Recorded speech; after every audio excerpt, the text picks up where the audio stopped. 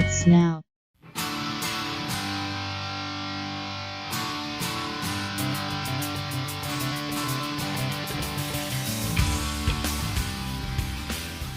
In the spirit of Valentine's Day, and at the prompting of a few listeners of this podcast, I took to the task of creating a list of Rush love songs.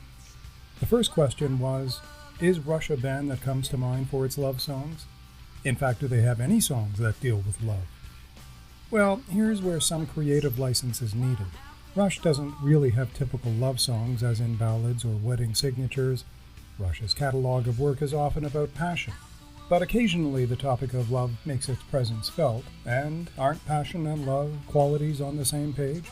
If that's the case, then we certainly can identify at least a few Rush works that really could be Valentine's sound scores, at least for Rush fans. Interestingly, these selections span the band's entire catalog. So let's start with the obvious, Closer to the Heart.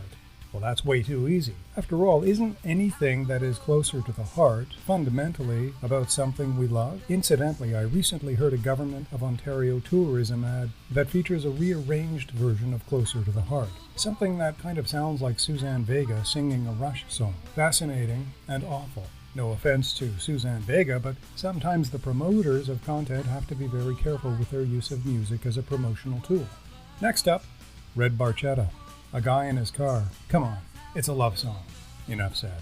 Losing It from Permanent Waves deserves consideration. Our passions, our loves in life are often best appreciated when they're diminished or gone. So a sad love song, but a love song nonetheless. The Everly Brothers wrote a handful of love songs that featured love and heartache as their defining feature. Not to compare Rush with the Everly Brothers. Wow, what a double bill for a concert that would have made. But I digress. From Test for Echo, there's Net Boy and Net Girl in Virtuality. It's a love song about narrowing the distances of time and space. From the first album, Need Some Love. Well, that's also kind of obvious given the placement of the word in the song's title. Well, I need it quick, and I need it now. On second thought, maybe this is more about lust than love. Oh well, it made the cut. Cygnus X1 Book 2 from Hemispheres closes its monumental opus with Movement 6, A Sphere, A Kind of Dream. Getty sings, let the truth of love be lighted, let the love of truth shine clear. Is it a love song? Sure, and it could be the feature song at a wedding maybe. Short and sweet, acoustic, you be the judge. But I think the winner on the Rush love song list goes to The Garden from Clockwork Angels.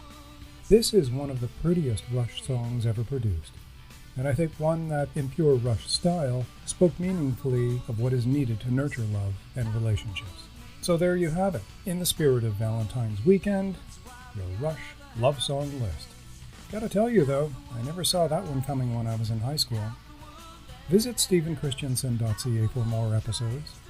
This podcast is available on all streaming platforms including Anchor, Spotify, TuneIn, Amazon, and Google.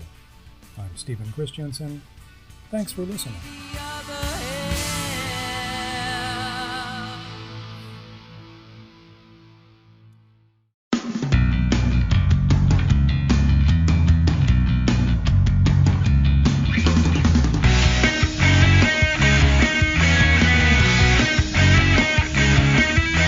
A production of Stephen Christensen.